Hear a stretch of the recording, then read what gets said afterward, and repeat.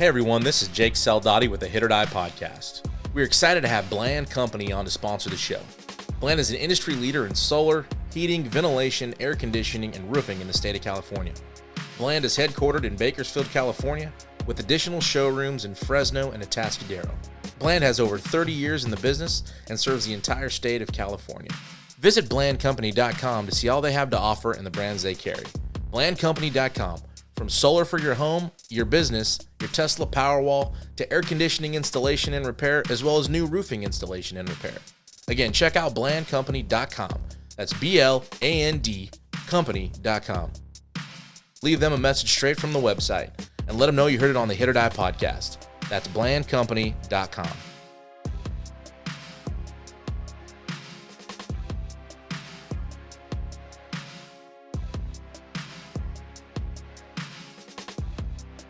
Hey everybody, welcome to HIT.OR.DIE podcast, episode 91.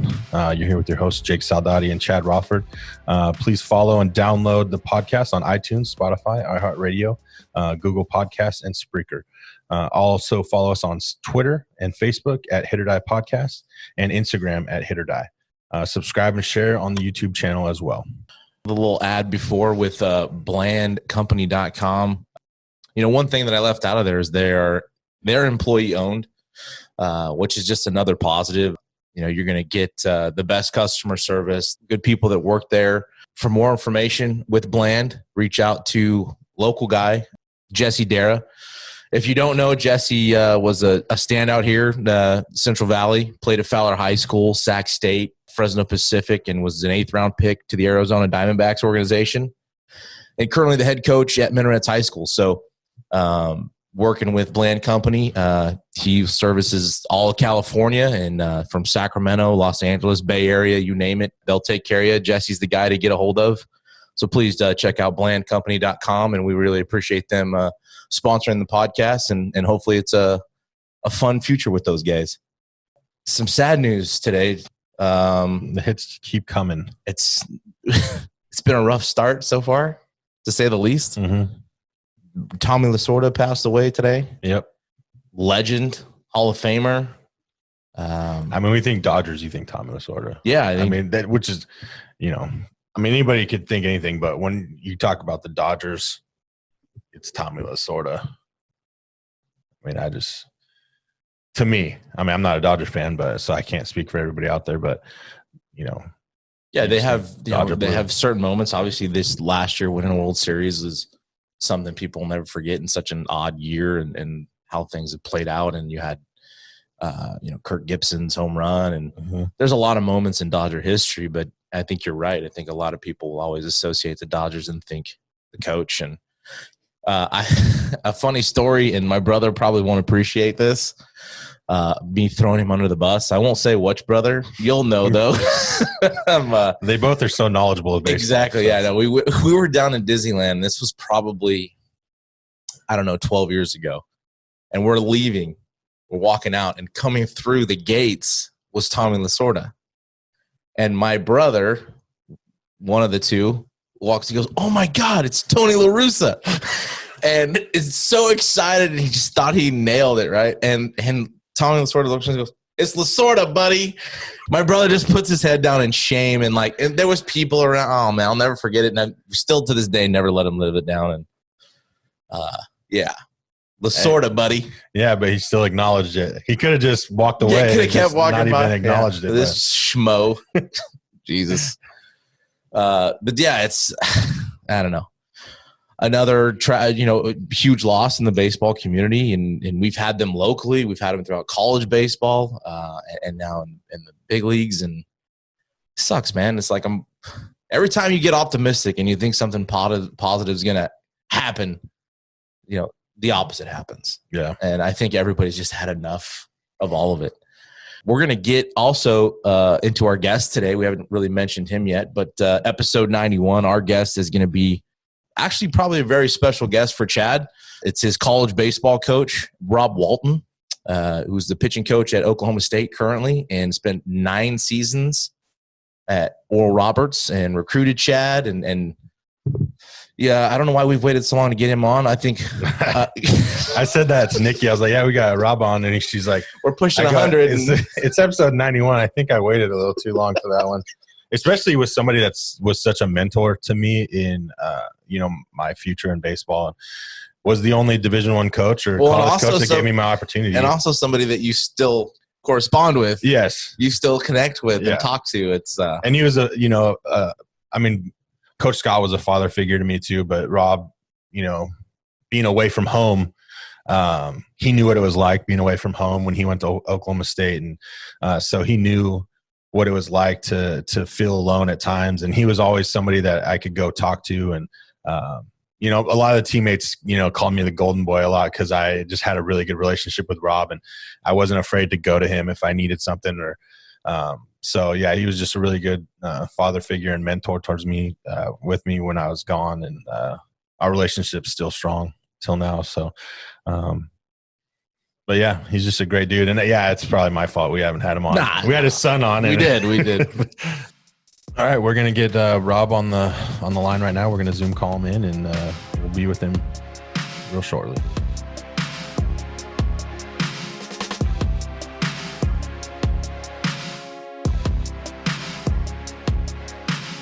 Welcome back to Hit.OR.DIE podcast, episode 91. We're here with Oklahoma State pitching coach Rob Walton. Coach, thanks for joining us on the show. You bet. Real quick, from 83 to 86, played at Oklahoma State all 4 years, went to the College World Series. 86 to 89 was in the Orioles organization, became a area supervisor and scout for the Cleveland Indians. In 99 to 03, he was Oral Roberts' assistant coach. And then 04 to 12, he was Oral Roberts' head coach. And all years he went to the postseason, had a 367 and 167 record, which is a 687 winning percentage. I was happy to be there during that time. And then 2013 became the Oklahoma State pitching coach, was named the 2016 ABCA Baseball America Assistant Coach of the Year. He was a 5-time Summit League Coach of the Year, was named to the 2004 ABCA Midwest Regional Coach of the Year, and coached Team USA in 2008 and assisted in 2005 and 2011. Great bio. Go check it out at the Oklahoma State website, the bio. This is just an edited version that Sally did. There's a lot more. Go check it out. But a lot of people don't know baseball wasn't your main sport growing up. You were actually had the opportunity to be a professional soccer player, if you want to get into that.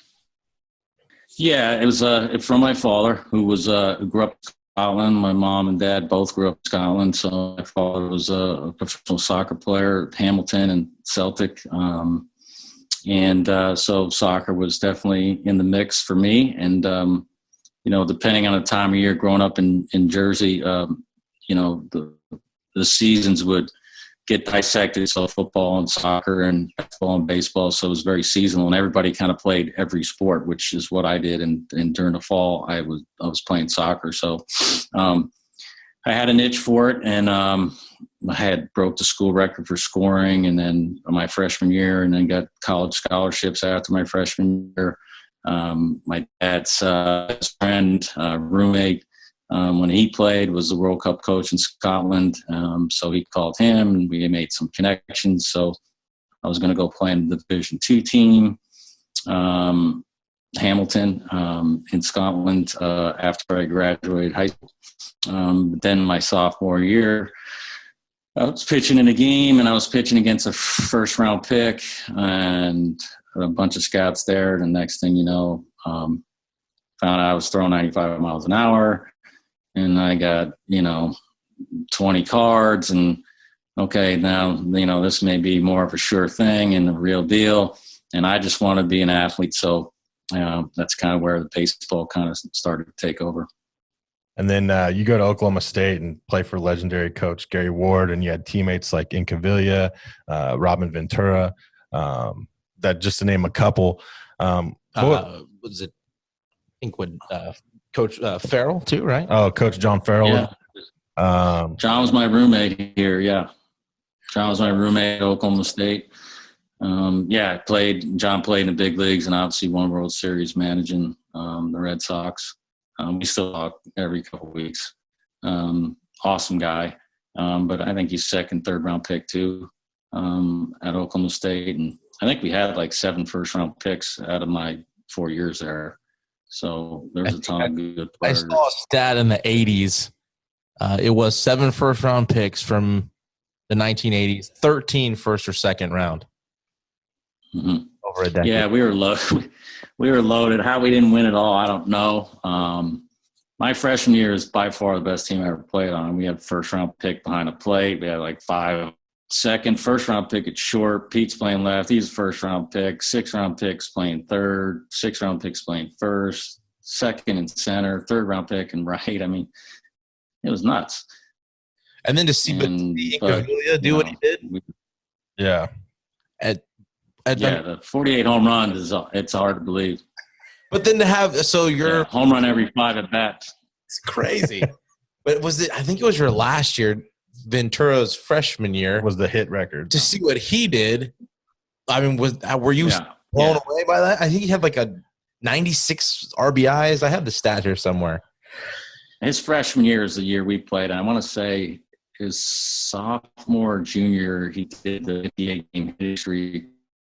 Freshman, he hit like 430 with like 18 homers, and every time he would just go 3 for 4 every game. It was just and a funny thing is he could use the whole field, and then he could really pick it.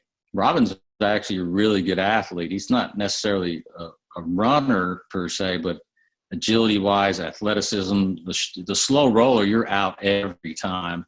He could make that play on the run. So yeah, he's won a Gold Glove in the big leagues, and yeah, he's had a phenomenal career. But he's a very low key California guy, awesome guy, and he's with us now too. So we have Robin Ventura and Matt Holliday on staff. If you can't get a recruit, can we come up and can we visit and come hang out for a practice? Yeah, the problem is those guys aren't fluffy salesman type guys. They're just low key. Hey, this is what we're going to do for you and whatnot. And then we'll get the right guy. But some of the guys that want the extra mile, they don't necessarily get it from us. We just shoot you straight. Hey, this is what we think you're going to do. You're going to play. We're going to do this, and that. That's it. But if they want the picture taken and all the stuff that goes along with it, they have a hard time with that. Wait, you don't have any gear guys that like me? We have some gear guys on the team, but Matt and Robin aren't necessarily. They don't gravitate that way. They're pretty simple guys, straightforward. I'm that way too. So we all get along great. So we're just basically in it for the guys. We just want to get somebody better. And so when we talk to recruits, we're talking to them about getting better. So we're not really, we're not good car salesmen, so to speak. It's just what you see is what you get. Yeah. You want to play, you want to have fun. I mean, this is where you want to go. You want to get better. This is the place you go. The new field and facility should sell itself as well. I can only imagine how awesome that is. Yeah. It is. It's great. But I mean, with COVID and all that, you can't bring anybody on campus and things like we were doing before COVID. So we haven't really reaped the benefits from that quite yet. I think when the whole pandemic gets out of our way and stuff like that, I think we'll kind of see that. And you were talking about athletes, as Robin was an athlete and you were an athlete. I remember you telling a story. I don't remember the full story, but you guys used to play pickup basketball games. And you actually played with the Hall of Fame football player that went to Oklahoma State, Barry Sanders. So do you have any cool stories of how he was as a basketball player?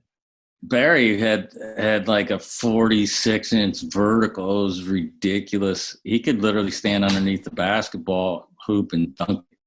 2 hands. He just jump up and dunk it. So, but he's 5'8", maybe. But unbelievably humble, nothing. And then Barry Sanders, and I saw Bo Jackson. Barry's balance, grace, athleticism, speed, explosive.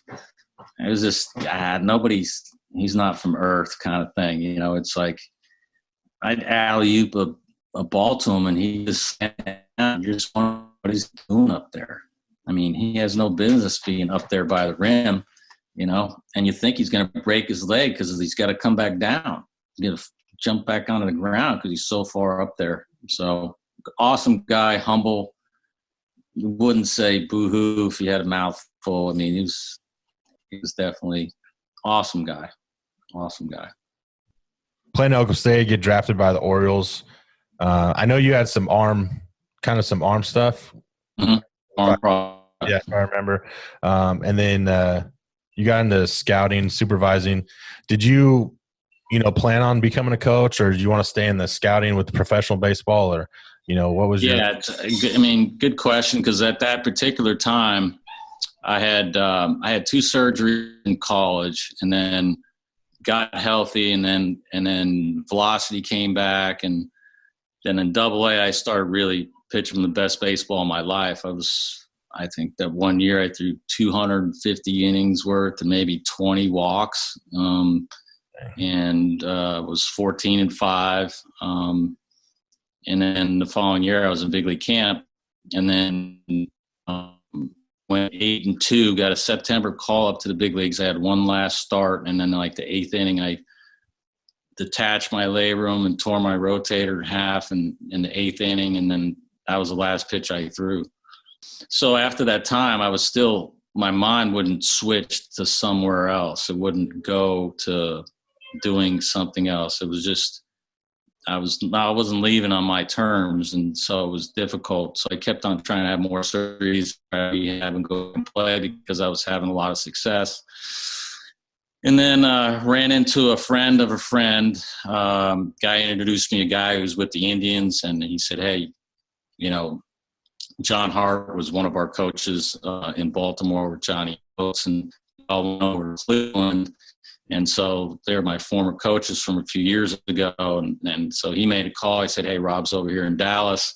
Yeah, get him on board, And this guy named Renee Guile got me into scouting. And I just saw a different side of baseball. So I had minor league coverage, major league coverage, amateur coverage. So it was really a good experience for me to open my mind to how to put rosters together, how to put teams together. And then in pro coverage, I got good at dissecting hitters and knowing how to get them out, how we're going to approach them, how we're going to pitch them. Where Charles Nagy was going to pitch one way, Bartolo had to pitch him a different way. So you're setting up scouting reports. So it re-engaged my mind, where I was kind of in a depressive mode of I don't know what to do, to now back in competing in different realm. So it opened my mind to mechanically, fundamentally, their approach to the game. So it just opened my mind to baseball and a different experience. And it was, extremely valuable, which I think it's made me a much better coach by going through that experience. How did Oral Roberts happen? Yeah, a unique deal. So I remember I was traveling a lot and scouting, and I just signed a 3-year deal with Cleveland, which was unusual for scouts, and only a 1-year deal. I had a good year, and I got rewarded for it. It was great. So we're just kind of, my family was young, and we're just trying to make ends meet, to now we're starting to gain a little ground. So Oral Roberts was in my area because I had half of Texas and all Oklahoma. So I walked in there, and there was Ryan Neal and a few other guys that I had interest in.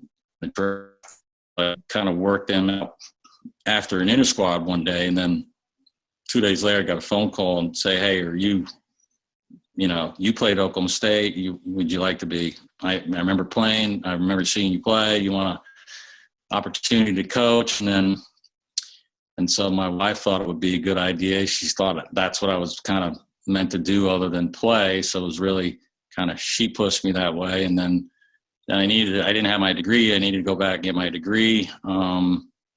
And then it gave me a chance to get home. I was on the road 3 weeks out of every month. And so it gave me a chance to be around my kids, where the last few years I hadn't been. So it was a good time to try to do it. But my wife definitely was the key to tilt me that way. She goes, this is what I think you're meant to be. God gave you a gift to teach and coach and do that. I think you need to go do it. And so that was it. We did it. We hit the ground running. And I was fortunate enough then to become a head coach. And then that's where I think things took off for me. And so when Chad and all the guys that came in there, that 5-year period at ORU, I thought we were as good as anybody in the country. I really didn't care who we. Yeah, Chad's mentioned his time there and how much he enjoyed his time there and what you've actually meant to him while he was there and even before. Do you remember the recruiting process with him? Yeah, vividly. I was going before the All-Star game. I made it a point to go see him practice. And if he remembers, I showed up at practice the middle of the week, and he's launching balls on both sides of the plate. With ease. He had some easy gas. And so I never ran away from a guy that had power. But I think sometimes they look at Chad, they see the body. But if you actually watched him move, he was the best big guy I coached. Like, he's the most athletic big man. You're talking 265. That's a big dude. But he didn't move. He moved better than that. He threw better than that. He had an ability to throw. He could play third base if he had to, because he could really throw. So he was a better athlete. So I think what happens to a lot of scouts or coaches is that they don't look in between the lines. And I saw a really good athlete. So I was like, he was my number one guy as far as we needed a corner guy. And that's the guy I wanted after that practice. So he had all the intangibles, all the tools. He could pick it, he could throw, he could really play first, he can defend, he can hit. So I remember that whole recruiting process, because Oral Roberts doesn't slip off the tongue for everybody, but what we gave guys is a chance to get on the field and play every day, and if they didn't succeed, we just got in the cage and got after it and then went back out there and played. So I didn't really get into back then a lot of quantity of players. It was just quality players. I gave them good scholarships. There's we got 11 position players. And I went out and picked them myself. So I was the guy. I was the head coach, but I went out there and picked my own players, and the guys that I thought were good and guys I thought I can get better. And it was good too, because Chad had his dad who was a really good baseball player in his own right. So, all right, we got a really good big dude that's got some power, that's got some baseball in his blood. He's got good genes. His father's coached him. It's too easy a fit for me. And then he's the MVP of the regional. And the ball, I think he hit at Clemson, hadn't landed yet. So I say it till this very day. And I didn't know Chad at the time, but I remember watching that because he was a local guy. And in fact, during that time, there was a handful of local guys that were playing at other schools. And I watched that game live, and I still think that might be one of the farthest balls I've ever seen hit, especially, at the college level. It was blasted. Yeah, that rings in my mind. There was a time where he's throwing up on deck. He hits like 3 homers during that game. I had to take him out. I haven't heard that. Sick up in Utah. The ball that he hits off speed pitch, which we worked on a lot during that year because they would try to feed him a lot of it, and then he rifles one off the opposite field wall to beat Oklahoma State. He had so many clutch moments too. So he was a power guy, all his potential, but then he hit home runs, but then he drove in runs. He had clutch moments, which were really cool. Him and Jake Leo they were clutch-oriented players. They just came up every time in big situations. So, I think we lose the regional because Ashman gets a blister on his finger and Jonesy's elbow's a little sore. If those guys are healthy, I think we just roll right through them. So it was, that's baseball though, but yeah, they were clutch. They were. Jake was the toughest guy to strike out in the NCAA, and you got a guy behind him that's got big power, who's just as clutch. So every time, Chad's coming to play, Jake's on base. So it was like we're scoring like at will. We just scored all the time. So, but they had clutch ability and they were athletic. But our 9 guys on the field, if I do it again, I wouldn't trade them for anybody. So, yeah, no, Chad would say times you talk about that group like you said, Oral Roberts doesn't roll off the tongue. but knew that other people thought that of them as well. And there was a sense of pride to go show them what we can beat you. Yeah. And ORU used to be, I mean, it was heavy California too when they were good. I went to World Series in 78. The whole team was from California. So I went back to those roots and went out there and got those same type of players to come in. And then these guys kind of put them back into the mix again, where they put us in the top 20, or actually that group is putting us in the top 8 or 10 teams in the country. So, they put ORU, they put the school and our program right back on the map, which enabled us to do a lot of things, build new indoor facilities. And, we put another $5 million into that park because of that group. So, they were the guys in town. But nobody wanted to see us. There wasn't a team that wanted to play us. So if they saw us coming, they're and they weren't liking it. And when OSU and Arkansas saw we were going at regional after we swept them during the season, they weren't very happy on that either. So we felt good about it because we knew that we can win. But at that time, it didn't matter where they sent us. I thought we had a chance to make a run. Yeah, it was a lot of fun, that group, those years there. Yeah, we had that mentality of we're going to come in and smack you in the face. We didn't care. Yeah. And that's why a lot of people knock our conference, and I was saying this earlier, but our preseason was just as hard as anybody in the country, if not harder. We went everywhere. Yeah, we went everywhere. We went all those years. We went to Miami, we went to Florida State, we went to Fullerton, we went Arizona State. We went everywhere. I wanted to play the best of the best, and then because we needed to find out who we are, and the only way you're going to do that is if somebody's hitting you in the mouth a little bit, and then you find out which guys can do what, or maybe they just need to be in a different role. Maybe we need to take a guy out of the 2-hole, put him in the 7, or take a reliever and start him, or vice versa, which we did.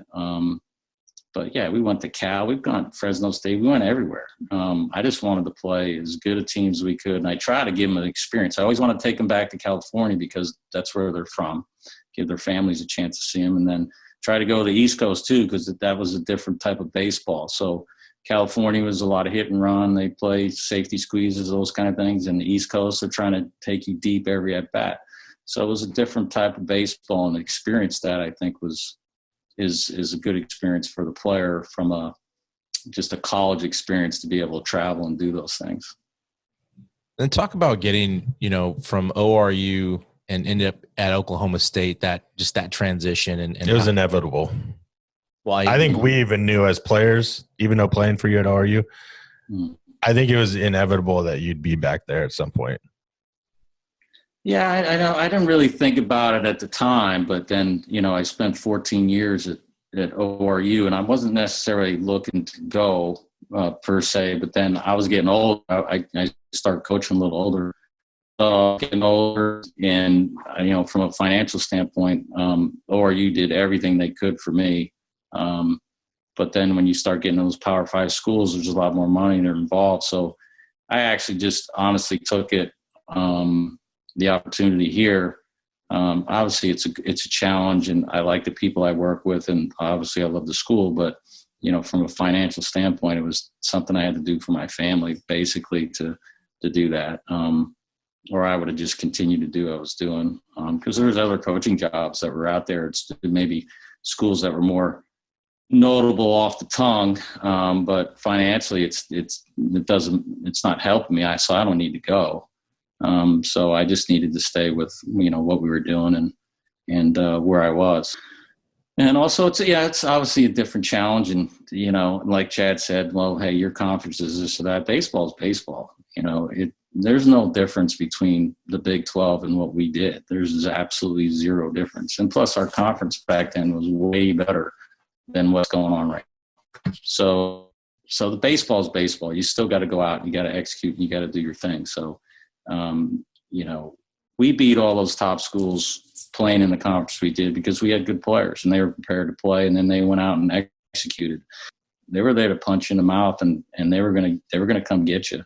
And there's no quit. And there was, those guys competed every day, day in and day out. So for me, it was a low maintenance group. They had the right mentality. They had the right pack. So, it was just basically get them ready to play and do the things that you got to do to improve on a daily basis. The guy's struggling, you get in there. But when it came down to game time, I never worried about winning or losing. I know those guys were going to compete. So whether we won or lost, I wasn't losing sleep. I had the right guys. I could lose with those guys. So, and I think we wound up winning like 33, the next 34, something like that.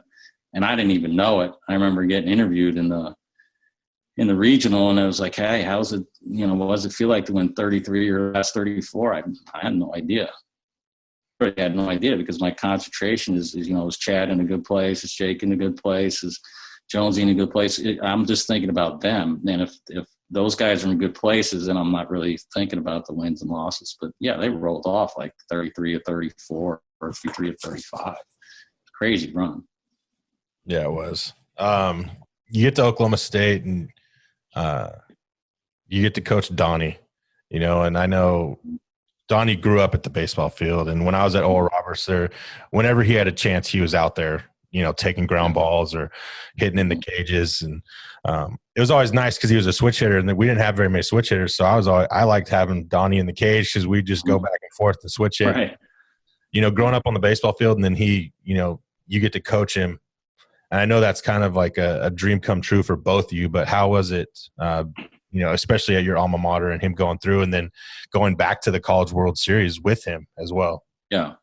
Yeah. It's a catch-22 a little bit because, when he's younger and then I'm the head coach and I played pro ball and all this. And then, so he gets a lot of pressure from that even being younger, and as you did, or because if your dad's in the game and you're young, everybody expects you to be the guy, and Donnie was a 90-pound freshman in high school. He didn't mature till much later.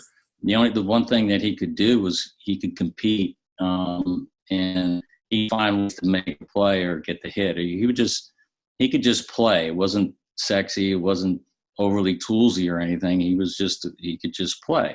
So he would hold his own, but there was always that pressure. And then you have to think, about, what other people are going to do or say. Now that's not going to bother me. It was more concerned, would it bother him? Especially as much media coverage as we get. It's, people love to talk and say whatever they feel like saying.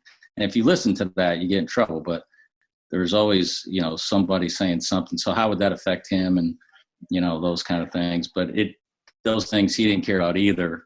So, I'm just going to, coach you just like I coach everybody else. But when he grew up too, I said, hey, I'm at the park. If you want to show up and hit or take ground balls, come on. But I'm not going to ask you. If you want ground balls, ask me. If you want to hit, ask me. But I'm not going to ask you to go do any of that. This has to be your deal. It can't be mine. And I did that with my older son. He didn't like baseball. I said, don't play it. Find something you like to do. So I took that same approach with Donnie. And so with him, it was, I can tell him something, and very much like he fit in with that group we had with you, Chad. It just, you tell them, got it, they get it, they do it, and then, then you move on to the next thing. He does that. Like, hey, if you can do this, this, and that, this will clean this up. Got it. He just goes and does it. So he made it easy. So, and then, he liked it. So he liked it. He likes to compete. He was coachable. You can communicate with him easily. But like I said, if we're at practice, I never saw him take a ground ball. I'm in the bullpen, or I'm not trying to get my pens in to see him take ground balls. It's just his deal. So we kind of handled it that way. And so it ended up being a lot of fun. So for both of us. So, we get in the cage, and again, after practice, after the game, if he wants to talk about the 4 at-bats, we talked about it. If he didn't want to talk about it, we didn't talk about it, so, so he was just coachable. And then he got bigger, and then he got stronger, and he got bigger and stronger. And next thing you know, now he's kind of dishing it back out so you can do some damage and whatnot. So, Yeah, he's like 200 pounds now, or 195 pounds. So he can move the bat differently. So he's low maintenance, man. He's self-motivated. So he made it easy. If he wasn't, it would have been different, but he was very easy to coach. You just tell him what to do and then do it. They're just low maintenance. Some guys now are a little bit more high maintenance. Those guys we had were low maintenance guys. So he would have fit in that group. Now it's definitely different with social media. The players that go out, it's not their fault, but social media and the things that go on, there's a little bit more maintenance to kind of collect those guys and reel them in a little bit. And then that, to see him get to the big leagues and, get his first hit. And I think we've had one other dad have a son make it to the big leagues. And what was that like for you and the family? Yeah, strange, actually, because, you play the game and he plays the game and he plays it right and you do it. But to play in the big leagues is something I never let my mind go there. I knew he'd get an opportunity to play, but to play up there is great. And I was telling him, he made the AA All-Star team. I said, dude, that's about as good accomplishment as you can get. You can hang your hat on that. Whatever happens from here, you can hang your hat on, making that all-star team, and then obviously hit 300, won a Gold Glove. He put a monster year together. Regardless if you play a year together, that's a monster year. But to actually get the call and get up there and get lucky enough for somebody to be in your corner, regardless of the numbers that you put up, then yeah, it's spooky, weird, fun, good. I mean, it's all the above, but I just try to take it in stride and just leave it at that and just try to keep it in a low key and just keep playing the game, man. Just keep doing what you're doing. But to see him out there, it was definitely bizarre in ways, and then it was fun in ways. So it's hard to fathom that he made it up there just for a game. It's just hard. It's hard to comprehend a little bit, but he deserves it. He's played well. So, and you just don't know. I give him credit. You just don't know. You just keep going until, because something can happen, turn the corner, and next thing you know, you find your way up there. So, but yeah, it was fun. My wife was nervous. His coaches from the minor leagues showed up, which was really cool. His very first year, he got sent out. One coach he gravitated to a bunch he showed up, and so guys, teammates came from the minor leagues. His teammates came from high school. I guess it says a lot about Donnie and what he's done and how he treats people, and I think he's doing it the right way. Yeah, he's definitely a hard worker, and I hope we get to see him back up there soon. Whenever they figure out the minor league season and all that kind of stuff, what they're doing. But one thing we were talking about, how you're an old school guy. You're hands on. You like to teach that way. But with a lot of what's going on with the analytics and all the gadgets, and how are you adapting a little bit to that? Being able to do what you do, because you've been so successful at what you do, doing it the old school way, hands on, touch and feel.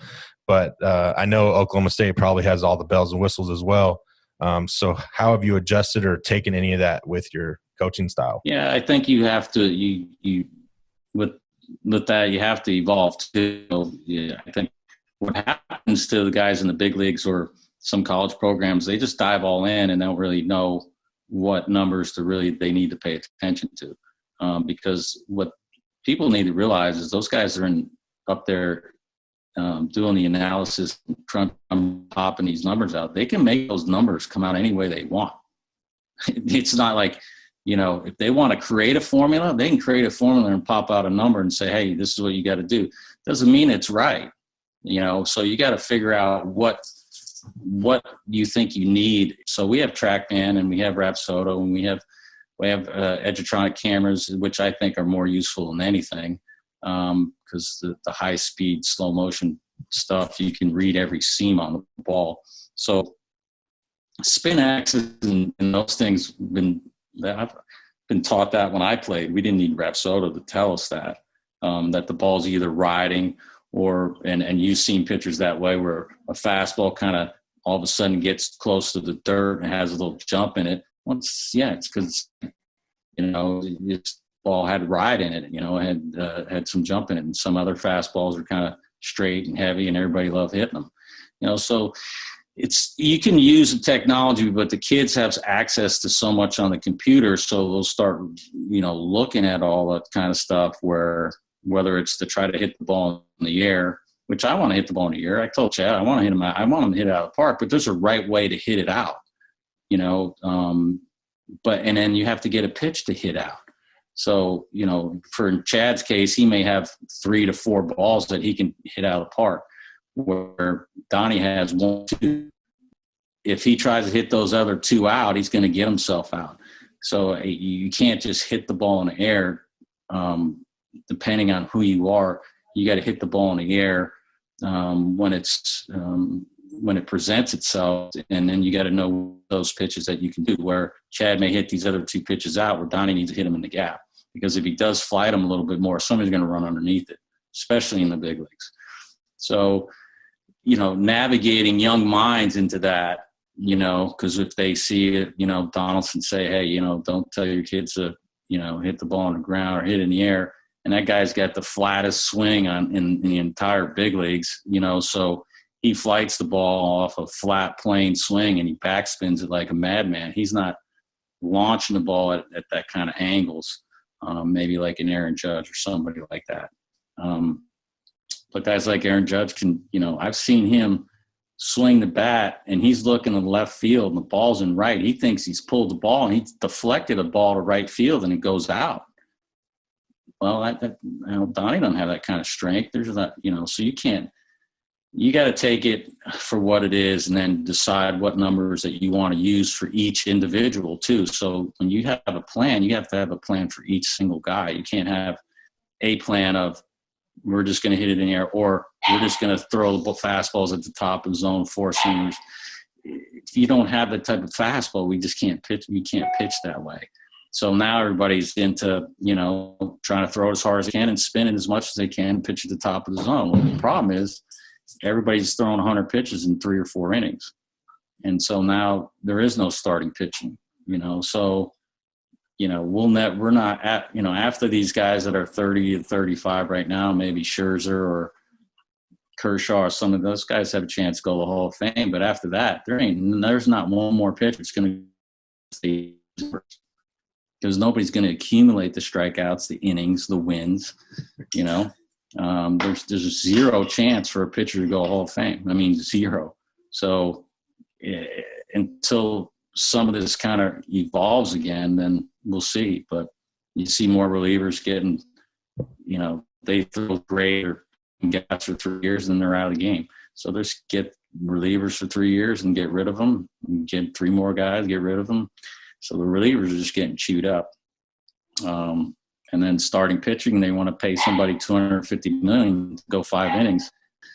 I don't think it's trending in a good direction, but from a coaching standpoint, I think you do have to evolve. I think some of those analytics are usable, but I think you have to allow your experience to be involved too, to understand if you don't treat each guy as an individual pitcher, position player, then you're never going to have a true team or have a roster that has a chance to develop players, top to bottom.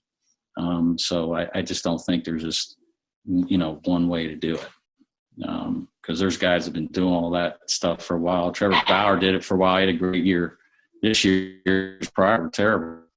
And with a guy who has electric stuff and he's struggling to get people out, and this year he put it together. Well, put it together because it was contract year too. So it's done all down to spin rate and stuff like that. You still got to locate pitches. You still got to command the ball. You still need to put balls in play. There's guys, somebody has to get on base. There's on base percentage does mean something, because if you're an elite team and I'm Aaron Judge and I always got somebody on base in front of me, then you get a chance of driving runs. But you can't just hit, 1-run homers all the time. The ball is juiced. There's no question about it. I see it in my own kid. I go watch BP and he's hitting balls in the upper deck in Seattle. That's impossible. There's no way you can do that, So knowing that the ball is different up there, the ballparks are smaller. So it's definitely based off of what the hitters can do. But then the pitchers aren't as skilled. So it's set up for, it's set up for offense. But, the worst batting average over the last 5 years in the history of baseball, it's 5 years in a row. Most strikeouts 5 years in a row. Highest ERA 5 years in a row. Most wild pitches, most walks 5 years in a row. I mean, where are we going with this? So it's a different year, different game. But I think if people start focusing in on the right analytics, then you might have a chance to, play a sound fundamental game and keep your pitching staff healthy, where you can go starting pitchers give you 7 innings.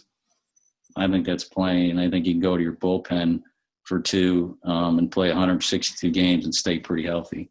But if they're going to go 3 or 4 by the end of the year, that bullpen is going to be down. Guys they're not going to be able to handle it. So, and the Snell thing was a big deal, and now he's with somebody else. But I think it'll turn around at some point. People are hopefully starting to understand. It's a pretty simple game. If you start complicating it, that's when it starts to get like we are right now. Because watching a major league game, I don't know about you guys, it's more like watching a carnival. It's just like see how fast I can throw it and see how hard, see how far I can hit it. There's nothing else going on. There's no hit and runs. There's no walking. I mean, the only way you walk is if a guy throws you 4 wild pitches. So it's station to station baseball. It's just, they like seeing guys steal a base, moving up on a ball in the dirt. When's the last time you saw a ball in the dirt and a guy go to second? He's still standing over there in the ball in the dirt. They're just, I'm not going to run. I don't want to get hurt. So I don't think it's a good game right now. Just the fact that from the analytics standpoint, I think it's taking it back a little bit, and I'm just hoping it reverses some. Yeah, me too. I don't know how much social media you have, but whatever you do, when you see the hitting drills, or the uncommitteds, or you see kids posting like 4 pitches that they throw in a game.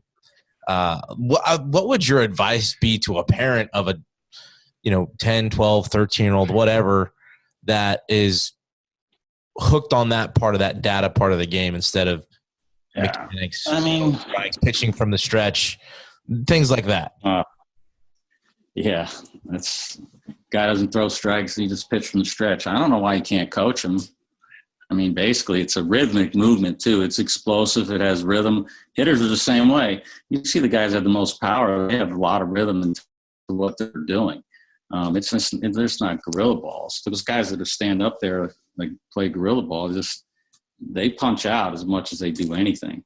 But those rhythmic guys that have some pop, man, they're dangerous. Ken Griffey Jr.'s and the rest of them, they're graceful players, but they'll hit it a mile. Ball speed, bat, exit speed off the bat. Well, if it's an out, it doesn't matter. You can hit it 120. If it's an out, it's an out. And if you only hit 1 out of 10, it's not good. So you got to find ways to hit the ball, use the field, playing the shifts. I mean, you're telling me that a major league hitter in this day and age can't hit the ball the opposite way? If you couldn't hit the ball the other way when I played, you're not a big leaguer. You can't play in the big leagues, because you're going to make too many outs, and you're going to strike out too much. So, but now strikeouts are okay because the analysts say strikeouts, is all right. I don't know any hitter that likes striking out, but now it's just become acceptable. So let's play the shift. So why not just put 5 guys on the field and just let everybody else sit down? Just play the game that way. Just play one side of the field. I guess it's beyond my comprehension that they can just play shifts. So tell coaching my own kid, don't. There's 2 foul lines, and I understand that you can hit the ball off each line. If you can do that, you'll spread the defense out, which opens the field, which will allow you to hit 300. But guys trying to hit 300 and they're just going to dead pull everything. That's difficult to do, I think. And if they're going to give you a base hit, how do you not take a base hit? Base hits are good, but everybody wants to hit the ball of the park, and then if a kid gets a base hit nowadays, even some of the guys we get, they hit a base. Oh man, if I hit that in the air, it went out. Stop. I mean, difficult enough. Guys throwing 95, 85 slider, you need to take a base hit. I tell Jake all the time, I mean, I hated strike. I hated striking out. There's so many times I went in the locker room after a strikeout and, threw some stuff around. But Not Chad. I can't fathom somebody being like, okay, I just want you to go try to hit a home run. And if you strike out, it's okay. And that being in my head, like I still couldn't do it because I did like to hit for average. Plus I like to drive in runs. Who doesn't like getting on base? Important. To me, I thought RBIs were more important than home runs. If I can drive in runs, we're going to win more ball games. Yeah, that's a big. I mean, on base percentage and driving in runs, getting on base and scoring runs. I mean, what is that? That's the goal, obviously. So all I know when I played, I wanted to be on base every time I got up. And if I wasn't on base on one at bat, I wasn't happy about it. But nobody in that lineup that we had wanted to punch. There ain't one guy happy about punching. No. Turnover. That's where you can create a 5-6 run inning, which we did. We start scoring 5 and 6 runs in an inning instead of one. You can separate yourself from so many teams to where they can't catch up. When you do, it's a fun game to watch, but when it's not, where you just see a lot of fly balls and a lot of strikeouts, it's just people are at the concession stand. Nobody really wants to watch it. It's just not. It's not fun to watch, Not if you're a baseball person. If you're just a fan of the game, it might be different. But if you're actually a baseball person that does baseball, it's not fun to watch at all. But if you didn't know anything about baseball, you went to your first game and then you see a guy doubling the gap, steal third, guy gets a base hit, he scores, steal second. You're into it. But you go to your game and guy just strikes out and pop up and strike out and pop up. What are we watching here? I don't want to watch that. I mean, it's boring as hell. I mean, I didn't know anything about baseball, but if you saw guys put balls in play, guy backhand, throw it across the diamond, yeah, I'm interested in that. The game's moving, people are running around, guys are being athletes. Hopefully it changes, but we're cutting back minor league teams. So there's less guys playing, so baseball has become expensive. So I don't know. I think, things need to get reevaluated a little bit. Well, you being a pitching coach and doing it for so long, talking about baseball getting expensive, when you say that, my mind automatically goes to travel ball and year-round baseball. Being a pitching guy, when you're recruiting a guy, would you want him being a guy that's throwing year round, or, would you like a guy that plays another sport or gives his arm some rest? Yeah. I'll take the multi-sport guy every because he's more aware of where his body is in space. He understands how to move his body too. And plus he's going to get the rest, So I think you need to understand those other sports, they're team sports. Understanding how to work with your teammates, understanding how to play with your teammates. I think all those things are important. When you start travel ball and showcases and things, and it becomes very individual. And then the pitcher throws his 3 innings and he goes home. And then next week he flies to Florida, or he flies to California, or he flies to New York and does it again. So the concept and what he's doing is not there for him. And then they're not building any athleticism. If he's playing basketball, and obviously he's running, he's moving, he's got to stay inside his feet. He's got to be agile. He's got to think on the fly. He's got to be instinctive. Well, then he never develops those skills. And then I want to ask him to throw a ball on either that 4 inches of the plate or that. He's not capable of doing it because he's never developed the athleticism to learn how to coordinate his body to be able to do that. So me asking him to do that is really unfair. So then I've got to train this guy and make him better some way so that he's more aware of his body and space, and he can start to coordinate his body. But right now, there's a lot of pitchers with good arms. They're just not good athletes. So, the ball comes out hot, but they don't know where it's going. It's very true. Yeah. Very true. I'm glad to see where you're at and how good you're doing and what you've done for the program and for baseball in general. And, I'm a big supporter of you personally and what you did for me and as a mentor and a father figure while I was out there at Oral Roberts. So I appreciate it. Yeah, it was fun. I mean, all you guys are a long way from home, and I didn't forget that because I was a long way from home too. So building a relationship and a trust was really important. I think it was more important, I think, than anything, so that once you have that, then the baseball becomes easy. And then again, we're detail oriented. We got after, we took 300-400 swings a day. We hammered out balls left and right. But like I said, when you have certain guys as a coach, and then your livelihood is basically on 18 to 21-year-olds having success and winning games. Like I said, when you have the right guys, you never worry about it as a coach. You just enjoy being around them and enjoy working with them, and you just try to give them the best experience you possibly can. But Chad's group and that period was a fun time because there were just a bunch of low maintenance dudes that they can ball, they can play. And that was fun about going to California, because when I went out there, I was just like chomping at the bit. There were so many good players. I couldn't wait to get there. I would literally go there for like 2 weeks, and I'd come back with 14 players. Yeah. I mean, it was so much fun to go out there. I go, yep, I'm that guy, boom, boom. And then I had my whole team in 2 weeks.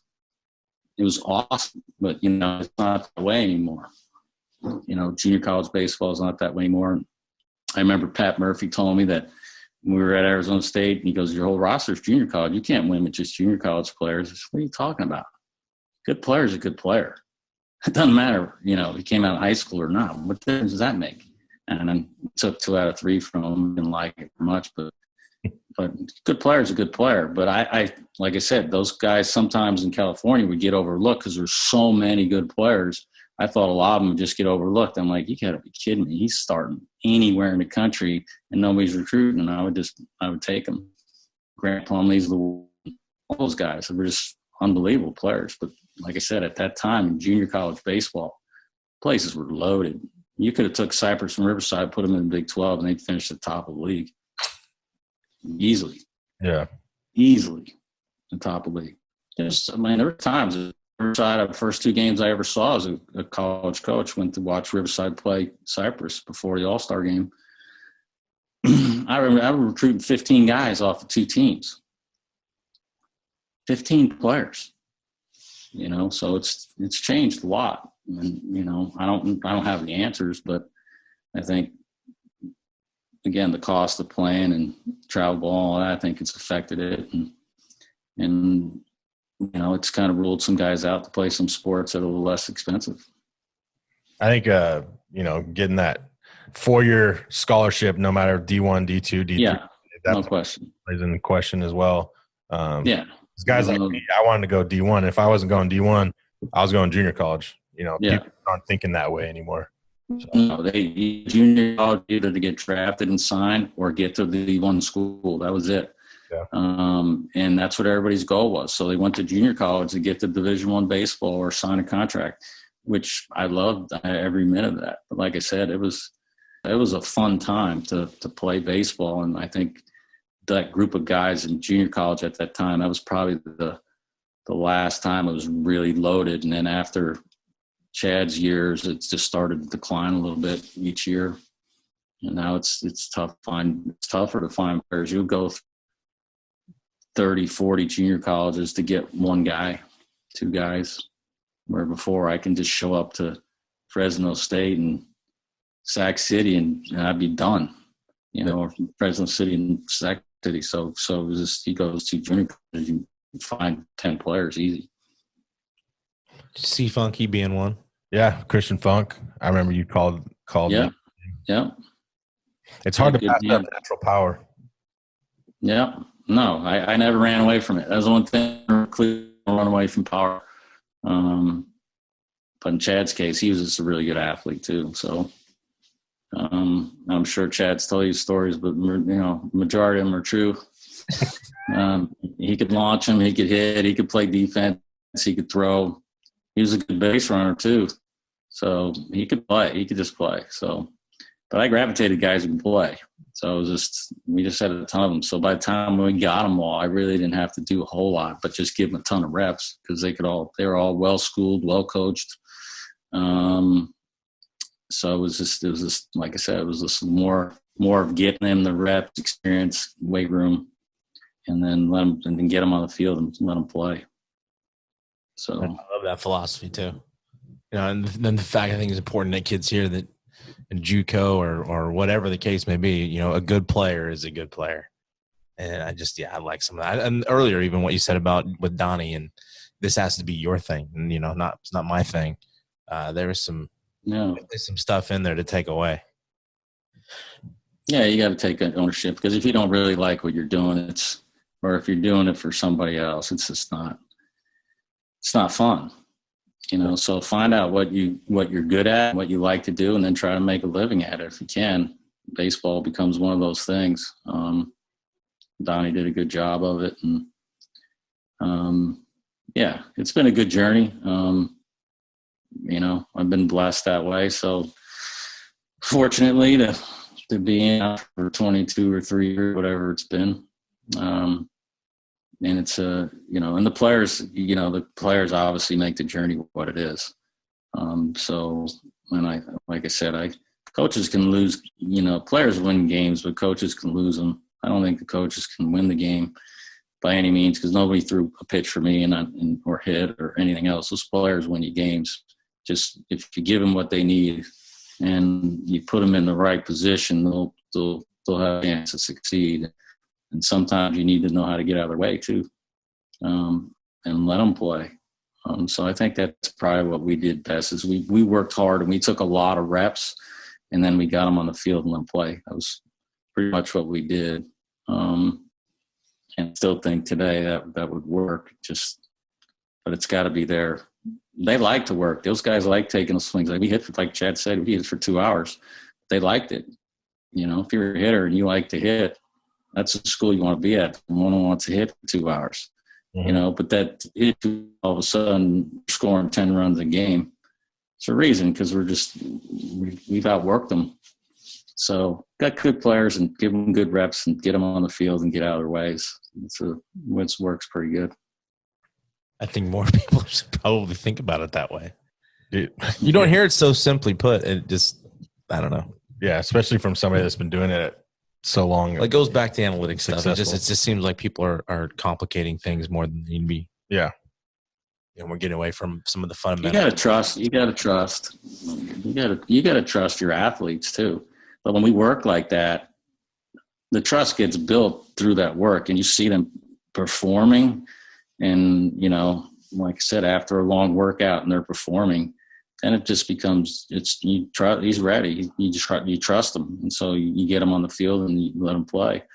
And if he doesn't have success, or if he has a bad game, it's not from a lack of work or commitment or focus or concentration. It was just, he got pitched too good that day. The guy made some pitches. That's just the way it is. And we'll run back out there and get him tomorrow. But we did everything right to prepare.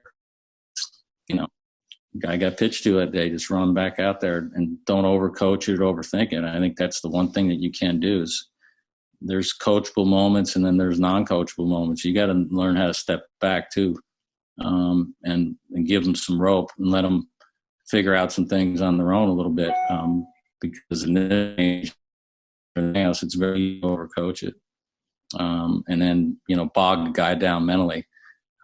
But again, if you take the necessary reps and you have the right information, not that we didn't get technical with the swings or anything else, we did. But then once we got it, we left it alone. And then it was just, if you got out of place, then you jump in. You just don't keep jumping in there every day, because that just bogs the guy down. But once he's in a good place, and it's just maintaining that place and give him the reps and get him on the field. And I think, when you do trust them, they know it too. And they're I think they're more ready to perform. Yeah. Well, Coach, I appreciate it. You bet. I appreciate you doing this. And again, I don't know why Chad waited so long I apologize to have you do this. We're almost 100 in. All right. But Donnie's more important than me. I mean, Donnie's got you on the big league status. That's okay. Yeah. I still love you though. Yeah, I got you. And we appreciate it, and we'll have to make our way out there to Stillwater and I gotta ransack the gear. Yeah. Chad's one objective every time we go somewhere. He knows. He knows. You got a house. You can stay at my house. You're more than welcome to come here. Well, I'll take you up. We will. When the pandemic ends and we can get out there, maybe I bring CJ out there. He'll be the 2034 recruit from Oklahoma State. There you go. He's uncommitted right now. We got plenty of room. Sounds plenty of room here. Well, I appreciate it. And I appreciate you doing this, and you know what you mean to me and what you've done for me. And I appreciate everything. And I'm glad you could come on and give us a great story and some laughs and some good information. You bet. My pleasure. Always good to see you, Chad. And I always appreciate you, and thanks for what you've done for me. And hopefully we'll see you again. Yes, definitely. Well, I appreciate everybody listening, and that's episode 91, the Hit or Die podcast. Hit or Die.